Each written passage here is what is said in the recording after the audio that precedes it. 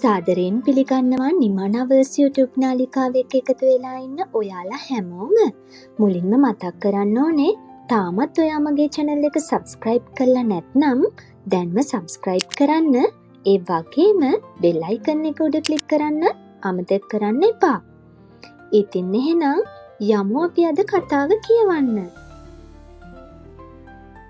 තේජා මාල හත දාලා පෝරුවේ නැග දවසේ මම ඔයාගේ මේ තරම් ලස්සනක් දැක්කේ නෑනේ. එදාට වඩා ඔයා ආධාරි ලස්සනයි. රට පාටට මේ තරම් මේ කෙල්ල ලස්සනයි කියලා මන් දන්නේ අදනේ. රන්දීර තේජා තියා බලාගෙන හිටියේ මත් වෙලා වගේ. ඔව් ඒ තරම් ඒ සුන්දරයි. ඔවුන්ගේ මංගල්‍යයේ දෙවන දවස අවසානයේ කොළඹ බලා පිටත්ව යන්න පටන් ගත්තේ හැකි ඉක්මනින් නිවස බලා යන අදිටනින්. රන්දීර් බොරු තමා කියන්නේ නේද? තේජා පැටළුණු සිංහලෙන් ඔහුට පිළිතුරු දුන්නා. ඇයගේ මේ කෝල බවට රන්දීර් ගොඩාක් ආශා කළා. බොරු නෙමෙයි, මගේ මේ ටැමිල් කෙල්ල මට නිලියක් වගේ පේන්නේ. කවුද අර? අර නයනතාරා කියන්නේ. අන්න යා වගේ. අඬවන්නේ මං එච්චර ලස්සනද රන්දීර්? නැතුව මම මේ කල්පනා කළේ මෙච්චර ලස්සන කෙල්ලව කොළඹ අරන් ගිහින් මම පරිස්සම් කරන්නේ කොහොමද කියලා. කාගෙන් පරිස්සම් කරන්නද? ඇස් දෙක ලොකු කරගෙන ඇය එහෙම කිව්වත් රන්දීර් නිරුත්තර වුණා. කොළඹ ජැෆ්නා වගේ නෙමේ බේබි. මම ඔයාට කියලා දෙන්නම්කෝ. අවසානයේ එහෙම කියපු ඔහුගේ මෝටර් රථය වේගය වැඩි කළේ මධ්‍යම රාත්‍රියට පෙර නිවස බලා යන අදිටනින්. රන්දීර් මේක සූර්යාරච්චි කියන්නේ කර්තිකාචාර්යවරේ. ආචාර්ය උපාධිය අවසන් කරලා ආපු ඔහු යාපන විශ්වවිද්‍යාලයේ රසායන විද්‍යාංශය භාරව කටයුතු කළා. කැම්පස් එකේ වුණ හැන්සම් ප්‍රොෆෙසර්ස්ලා අතරින් කැපී පෙනෙන ප්‍රොෆෙසර් උනේ රන්දීර්.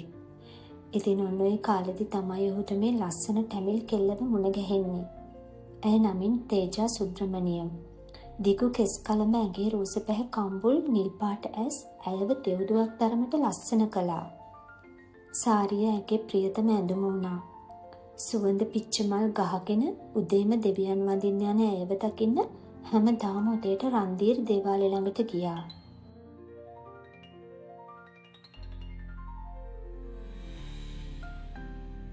උඩ දිලිසෙන පුංචි මැණික් කැටයටම ගැලපෙන්න දාගෙන ඉන්න ජුම්කත් එකට ඇය හරියටම හැඩට පෙනුණා.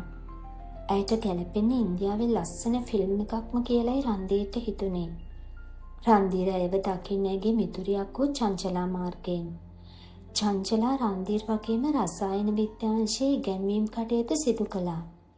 තේජාගේ නිවස ඇගේ නවාතැන්පල වූ නිසා තේජා රන්දීර් ආදර කතාව කාටත් හොර රහසේ පටන් ගත්තා. කොටින්ම චංචලාට පවා මේ ආදරේ රහසක් වුණා. තේජාගේ රූපේ රන්දීර්ව ආදරෙන් අන්ධ කරන්න තරම් දක්ෂ වුණා. තේජා ගැන මහා ලොකු ආදරයක් තියනුණු ඇගේ මාසිනාව පවා තේජා ප්‍රතික්ෂේප කළේ රන්දීර් කෙරෙහි උපන් අසීමිත ආදරය නිසාවෙන්. සිංහල කොල්ලෙක් වුණ රන්දීර්ට තේජාව විවාහ කරවන්න සුබ්‍රමණියම්වත් චන්ද්‍රාවත් කැමති වුණේ නෑ. හැබැයි රන්දීර්ගේ දෙමාපියන්ගේ නම් මේ විවාහයට කිසිම විරුද්ධත්වයක් තිබුණෙත් නෑ. කොටින්ම රන්දීර් එක්ක ඔවුන්ගේ සමීප සම්බන්ධතාවයක් තිබෙත් නෑ. රන්දීර් නිසා වැටෙන තේජාගේ කඳුළු බලාගෙන ඉන්න සුබ්‍රමණියන්ට බැරි වුණා. ඒ නිසා ඔවුන්ගේ විවාහයට සුබ්‍රමණියන්ගේ කැමැත්ත ලැබුණා. ඒ ආදරේ අවසන් වුණේ විවාහයෙන්. ඉතින් සිංහල චාරිත්‍රවලට වගේම දෙමළ චාරිත්‍ර විදිහටත් විවාහ මංගල්‍යය සිදු වුණේ ඔවුන්ගේ හීන හැබෑ කරමින්. විවාහයට මාසයකට පෙර. රන්දීර් දෙයනේ ඔයා මාව අතාරින්නද හදන්නේ? චංචලා පිස්සු කියවන්න එපා. මම තේජට ආදරෙයි. එතකොට මට ආදරේ කිව්වේ බොරුවටද? තේජට ආදරේ නම් ඒ රන්දීර් මට ලන්නුනේ.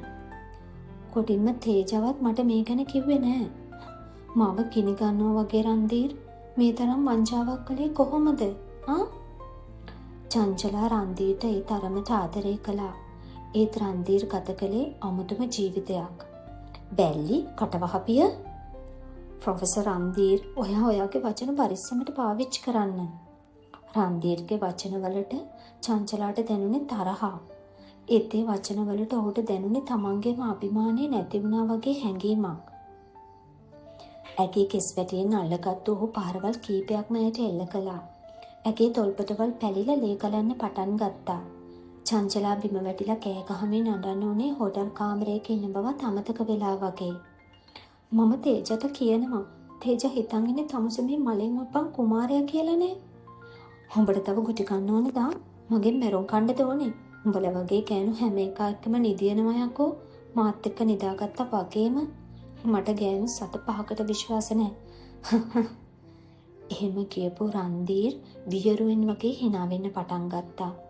චංචලාට පුදුමෙ හිතුනේ මේ තරම් ආදරය කරපු පිරිමියමද මේ ඉන්නේ කියලා. මොනවද රන්දීර් මේ කියන්නේ? මම සෙක්ස් කළේ ඔයා එක්ක විතරයි. ලව් ඇෆෙයර්ස් තිබ්බට දුරදිග ගියේව තිබ්බේ නෑ. ඒ කිසිම සම්බන්ධයක් එහෙම දුරදිග ගියේ නෑ. ඔයා මෙහෙම මිනිහෙක් කියලා මං තේජට කියනවා. ඒ කෙල්ල හරිම අහිංසකයි. උඹ මගේ හැටි දන්නේ නෑ චංචලා. උඹ කට හෙල්ලුවොත් උඹේ වීඩියෝ ඔක්කොම මං පබ්ලික් දානවා. මොන වීඩියෝ ගැනද තමසේ කියන්නේ? චංචලාගේ ප්‍රශ්නෙට උත්තර නොදුන්න රන්දීර් අලුත්ම Apple ෆෝන් එක එළියට අරගෙන චංචලා නිර්වදින ඔහු සමග සෙක්ස් කරන වීඩියෝ වගේම ඇගේ නිර්වත් ඡායාරූප සියල්ලම ඇයට පෙන්නුවා. කිසිම තැනක රන්දීර්ව පැහැදිලිව පෙනුනේ නෑ. ඉතින් රන්දීර් කියන්නේ තේජ වගේම චංචලා හිතන විදිහේ ආදරණීය චරිතයක් නෙවෙයි.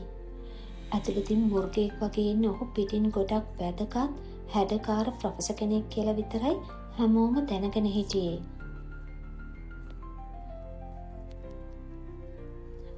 රන්දීර් ෂිට් මම ඔයාට ආදරය කළා රන්දීර්. ඔයා තේජ එක්ක යාළු වුණාම මම විඳෙව්වා නොසෑහෙන්න. ඒත් මං හිතුවේ නෑ මාව තනි කරලා ඔයා මෙහෙම මැරි කරાવી කියලා. calm down baby. ඔයා කටවහන් පාඩුවේ ඉන්නවනම් මං තේජ බැන්දට ඔයාගේ ළඟටත් එනවා.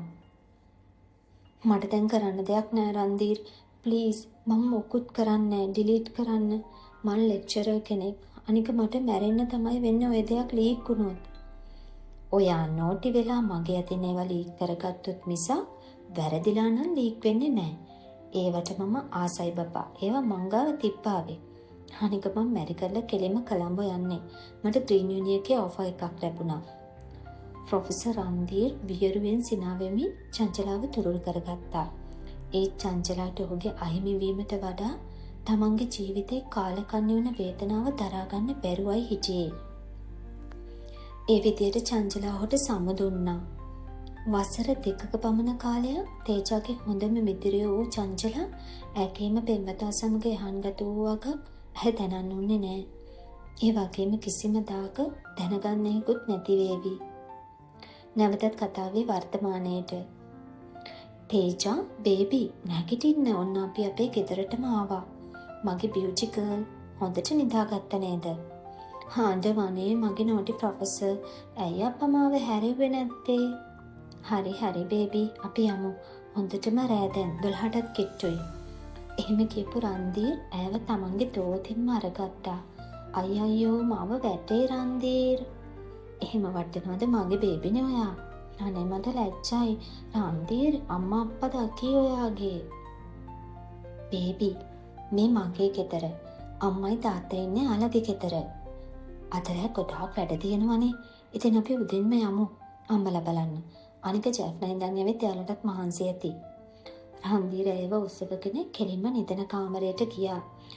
කහ පැහැති ආලෝකයේ විසිරුණු කාමරය මද සමය වෙනුවෙන්ම සැරසී තිබුණේ රන්දීර්ගේ උපදෙස් වලට අනුවමයි. කැන්ඩල්ස් වලින් ගලාගෙන ගිය ආලෝකය රෝස පෙති වයින් ඒ රාත්‍රියේ මත් කරවන්නට සමත් වුණා. තේජව පරිස්සමට ඇඳෝඩින් තිබ්බ රන්දීර්ට නම් ඇයව සිප ගන්නකම් ඉවසිල්ලක් නැති වුණා. අවුරුද්දක් මම ඉවසගෙන හිටියා තේජා. මම ඔයාට ගොඩාක් ආදරෙයි. එහෙම කියපු රන්දීර් ඇයව තුරුල් කරගත්තේ ආදරෙන්.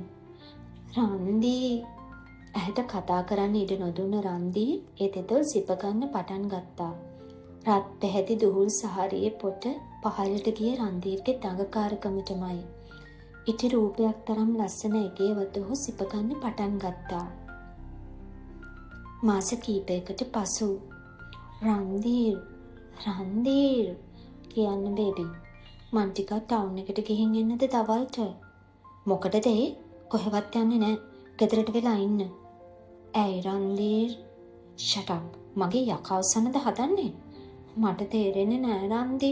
ඔයා මට එළියට යන්න දෙන්නේ නෑ. ෆෝන් එකක්වත් අරන් දෙන්නේ නෑ. මේ බටන් ෆෝන් එක මට කාටවත් කතාවක්වත් සින්දුවක්වත් අහන්න බෑනේ. දැන් ඔය ඔක්කොම කරන්න ටීවී එක තියෙන්නේ. මේක ස්මාර්ට් එකක්. ඔය ඔක්කොම මේක කරන්න පුළුවන්.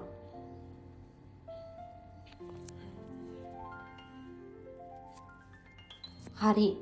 ඒකට කමක් නෑ. මං අද කලින් එන්නම්. යමු මා එක්ක. විවාහයෙන් පසු තේජ නිවස ඇතුලේ සිරකාරියක් වගේ ජීවත් වුණේ. මුලින්ම නම් තේජ හිතුවේ ඔහු ඇයට අසීමිතව ආදරය කරන නිසා මෙහෙම හැසිරෙනවා කියලා. ඒත් ඒක එහෙම නෑ කියලා ඇයට දැනුනේ දිනෙන් දින නපුරු වෙන රන්දීර් නිසාවෙන්. ඔහු සමග තවත් වාද කරන එකේ තේරුමක් නෑ කියලා දැනගත්තු තේජ මොකුත්ම නොකිය බාත්රූම් එක ඇතුළට ගියා.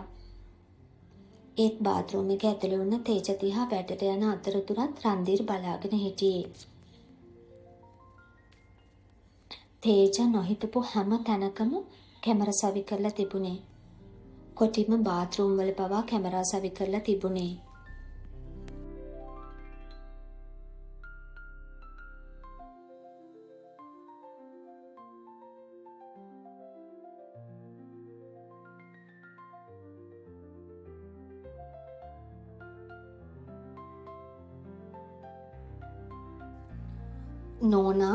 නෝනා කවුද? මේ ගේට් එක අරින්න පුළුවන්ද? යන්න ටිකක්. ගේට්ටුවට ගහන්නේ කවුද කියලා බලන්න ඇය ගේට්ටුව ඇරියා. ෆයිල් එකකුත් අතේ තියාගෙන උණු මැදවියේ පිරිමියෙ හිටගෙන හිටියා. ඔව් මොකද වෙන්න ඕනේ කියන්න? නෝනා ටැමිල්ද? මගේ නෝනා ටැමිල්. යුද්ධ කාලේ තමා අපි මෙහෙ ආවේ. ඒත් මගේ නෝනා එහෙදි බෝම්බ එකට අහු වුණා. දුවව ගොඩාක් අමාරුවෙන් ලොකු කළේ. ඒ දැන් එයාට ගොඩාක් අසනීපයි නෝනා. මේ ඔක්කොම රිපෝට් මේකේ තියෙනවා. බලන්නකෝ. අනේ පුළුවන් නම් කීයක් හරි දෙන්න නෝනා. අඬවන්නේ මුරුගා කො දෙන්න බලන්න. අනේ මගේ මාත්‍යා නෑනේ. දැන් සල්ලි දෙන්න. කමක් නෑ නෝනා. ඔය account එකට හරි දාන්නකෝ පුළුවන් ගාණක්. තවත් බොහෝ දෑ කියවන මේ මිනිස්සයා ගැන තේජට දැනුනේ අනුකම්පාවක්. ඒත් මේ හැම දෙයක්ම දිහා බලාගෙන ඉන්න රන්දීර් පිස්සුවෙන් වගේ ගෙදර එන්න පිටත් වුණා. ඔහුට ඔහුවම පාලනය නැති වෙලා තිබුණේ. තේජ මෙහෙවර රන්දීර් තමයි අකෝ තෝ පාර යන හිඟන්නෙක්ටවත් ඉන්න දෙන්නේ නැද්ද? අඬවන්නේ රන්දී කටවහපන්. යක්ෂයෙක් වගේ තේජගේ බෙල්ලෙන් අල්ලගත්තු රන්දීර් ඇයව උඩුමහලට ඇදගෙන ගියා. ඇයට පහරවල් කීපයක්ම එල්ල කළේ තේජගේ කෑගැහිම මැත්තේ. එක්වරම ඇය සීසුන් වෙද්දි තමයි රන්දීර් පියවිසියට ආවේ. තේජ බේබි අනේ සොරි ඇස් අරින්නකෝ බේබි. තේජ නිසල්මන්ව ඉද්දි රන්දීර් හොඳටම බය වුණා. ඇගේ ඔළුවෙන් ලේ ගලන්න වුණා. එහෙමම තේජව ඔසවගත්තු රන්දීර් ඇයව රැගෙන හෙමාස් හොස්පිටල් එකට ගිය අඬමින්. තේජ මට සමා වෙන්න. රන්දීර් ඒ මිනිස්සයා ආවේ එයාගේ දුවව බේර ගන්න බේත් ගන්න සල්ලි ඉල්ල ගන්න. ඇයිවා මට ගැහුවේ? මට රිදෙනවා. මට සමා වෙන්න. මං කැමති නෑ කිසිම පිරිමියෙක් ආදිහා බලනවට. තේජ හිස හැංගීමෙන් ඔහු දිහා බලාගෙන හිටියා. රිදුම් දෙන ශරීරයට වඩා ඇගේ හිත වේදනාවෙන් පිරීලා තිබ්බේ. දුනි මට අද ඔයා එක්ක රෑ ඉන්න ඕනේ. රන්දු එන්න බබා. You know I like you. But your wife? හැගෙන ඔයා වරි වෙන්න එපා. ඕකේ ඔයා එන්න රන්දු. දුනී කියන්නේ රන්දීර්ගේ තවත් පෙම්වතියක්. ආදරෙන් කාමෙන් රාගෙන් වියරු වැටෙන ප්‍රොෆෙසර් රන්දීර් ගැන එයන් කාටත් වඩා දැනගෙන හිටියා. රාගී හෝරාවක් ගත කරපු දුනී රන්දීර්ට තුරුල්ුනේ ඒ නිර්වත් පිරිමි පපුවේ හිස තියාගනිමින්. රන්දු ඔයා ඒ තේජ්ට හොයලා බලන්න නැතුව එහෙම කළේ. ඒ කෙනාගේ ලයිෆ් එක නැති වෙන්නත් එපා. මම තේජට කිව්වා මං කැමති නැහැ පිරිමියෙක් යාට අතවත් තියනවට කියලා. ඒත් ඒකි මං කියන දේ ඇහුවේ නෑ දුනී. රන්දි අහන්න බබා මං ඉන්නම ඔයාට. ඒත් ඔයා තේජව එහෙම හිර කරගෙන ඉන්න එකෙන් එයා ඔයාගෙන් ඈත් වෙයි. දුනී ඔයා දන්නවා මම මොන ගෑණි ළඟ නිදාගත්තත් මට තේජ නැති දවසක් හිතන්නවත් බෑ කියලා. ඒක මන් දන්නව රන්දි. ඔයා කන්ට්‍රෝල් වෙන්න ඕනේ කොහොම හරි. හැටි දුනි මම තේජකාවට යන්න ඕනේ. මට යන්න නැතුව ඒ ගේ ගාවටවත් යන්න හිතෙන්නේ නෑ. එනි ටයිම් මම ඔයා වෙනුවෙන් ඉන්නවා බබා. ලෙක්චර්ස් පාඩු කරගන්න එපා. මට බයයි දුනි. තේජා මගේ ඩාර්ක් සයිඩ් එක දැක්කා. මට ඒක ලොකු වදයක්. දැන් ඕක අමතක කරන්න රන්දි. ආයෙ හිම වෙන්නේ නැති වෙයි. තාත්තා අම්මා තේජා එක්ක ලොකුට ක්ලෝස් නෑ නේද? දුනි අම්මා ඔය කෙනෙක්ගෙන කතා කරන්න එපා. අදටත් තාත්තා දන්නේ නෑ යා නටපු නාටකම්. බබා ඉන්න දුනි. අද මං කියන්නම් ඔයා නොදන්න දේවලුත්. මට තේරෙන කාලේ ඉඳන් තාත්තා ඔෆිස් ගියාම අම්මයි ඩ්‍රයිවර් එක කාමරේ රෙදි නැතුව ඉන්නවා මම දැක්කේ. මට බයයි. මට මතකයි දවසක් ඌ අම්මට කිව්වා ඔයා එක්ක යමු කියලා. අම්මා බෑ කිව්වා සල්ලි නැතුව එයාට ඉන්න බෑ කිව්වා. ඔයාලට කවදාවත් ඔහොම දෙයක් කියලා නෑනේ බබා. අද කියන්නම් දුනි. මම මේ හැමදේම හොරෙන් අහන් හිටියේ. අම්මා එක්ක මිනිහා මගේ තාත්තව මරන්න හැදුවේ. ඉතින් මම ඌව දවසක් රෑ හොරෙන් පටිපෙලෙන් පහලට තල්ලු කරා. ඌ වැටුණා. වැටිලා ඔළුවටම ලී බැහැලා මැරිලා ගියා. එතකොට තාත්තා අම්මගෙන් ඒක නැහුවේ නැත්ද? මට තියෙන තරහ ඒකමයි. මම ඌව නැති කරා. ඒ තාත්තා නිහඬයි. මගේ ඔළුව කෑවයි දෙන්න. ඔය ඉතින් ආයෙ තරහ ගන්නවා. calm down රන්දි.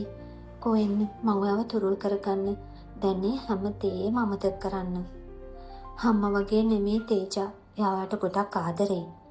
ඒත් රන්දීර්ගේ හිතනම් විහිරුවෙන් අන්ධ වෙලයි තිබ්බේ. දුනි තනියම ජීවිතයක් ගත කරපු කිසිම දිනක විවාහ වෙන්න නෑ කියන මතේ ඉන්න අමුතුම කෙල්ලෙක්. ඒ නිසා රන්දීර් අයව ටිකක් විශ්වාස කළා. පාන්දරින්ම රෝහලට ගිය රන්දීර් තේජාත් සමගින් ගෙදර යන්න පිටත් වුණා. ඒත් තේජා හිටියේ රන්දීර් ගැන දැනුණ දැඩි කලකිරීමකින්. තමන්ගේ පියාගේ දැඩි විරුද්ධත්වයෙන් සිද්ධ වුණු මේ විවාහය ගැන ප්‍රථම වතාවට ඇයට බියක් දැනුණා. තේජා බේබි යමු අපි. යමු.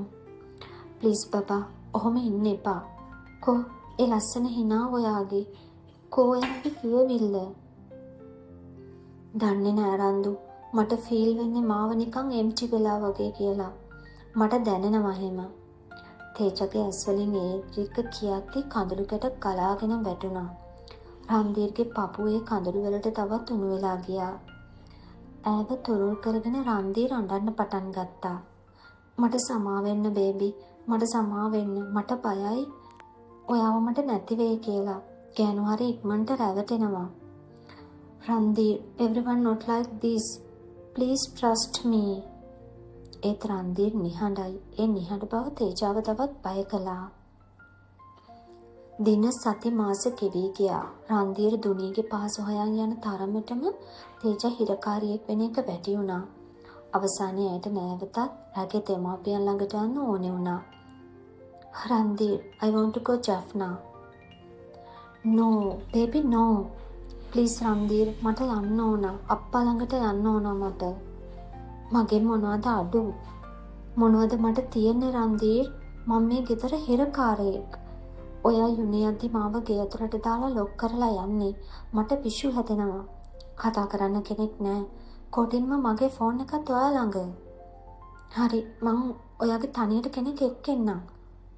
ඒ කවුද? ගෙදරට වැඩට කෙනෙක්. එයා ඔයාට හොඳට යාළුවෙක් වෙයි. මට අප්පට කතා කරන්න ඕනේ රන්දීර්. ප්ලීස් එයාලා බය වෙලා ඇති. මට දැන් දවස් ගානකින් එයාලට කතා කරන්න බැරි වුණා. ඕකේ බේබි ඉන්න. මං කෝල් එකක් අරන් දෙන්නම්. හැබැයි මාව යකෙක් කරගන්න එපා. මොකුත්ම කියන්න බෑ. ඔයා ජෆ්නා යන්නේ නෑ. එච්චරයි. රකුසු ඇස් වලින් තේජාට තර්ජනය කරන රන්දීර්ව ඇයට දැනුනේ මුර්ගයෙක් වගේ. ඇය දෙවියන්ගේ නිලුවේ මේ ශාපයෙන් ඇය මුදවා ගන්න ලෙසයි. ඇගේ සිගටාව එක්කම කෙනා රාගේෂ්. ඇගේ මස්සිනා. රන්දීර් ඇගේ අතට ෆෝන් එක දීලා පහළ මාලයට ගියේ ඉදිරිපස ගේට්ටුවේ සීනුවේ නාද වෙන නිසා. ඒ උදව්වෙන් ඇය රාගේෂ්ට කෙටි පණිවිඩයක් දැම්මා. රාගේෂ් අන්නා මාව බේරගන්න. රන්දීර් යක්ෂයෙක් අන්නා මාව හොයාගෙන එන්න. කෝල් මැසේජ් එපා. දාලයි මැසේජ් එක ඩිලීට් කළා. ආණ්ඩවන්නේ මුරුංගා අම්මා අප්පා මරල් අතෝටින් දෙන තේජ දිහා විහිරුවෙන් බලාගෙන උන්නේ රන්දීර්. එදා තිබුණේ ලස්සන මංගලයහන අදලේ විලක් වෙලා. ඒ විල මැද අය කෑ ගහන්න වුණා. ඉතින් යාළුවනේ ටිකක් වෙනස් කෙටි කතාවක් මේක. ඉතින් පළවෙනි කොටස මේ විදිහට මම අදින් අවසන් කරනවා. ඉක්මනට කතාවේ අවසාන කොටස අරගෙන ඔයාලව හම්බ වෙන්න මං එන්නම්. එතකම් පරිස්සමට ඉන්න. කතාව කියවපු මගේ යාළුවෝ හැමෝටම ගොඩාක් ස්තුතියි. ඒ වගේම ඔයාලගේ අදහස කමෙන්ට් කරන්න, ලයික් එකක් දාන්න, ඔයාලගේ යාළුවන්ටත් කියවන්න, වීඩියෝ එක ෂෙයා කරන්න අමතක කරන්න එපා. ඉතින් තවත් ලස්සන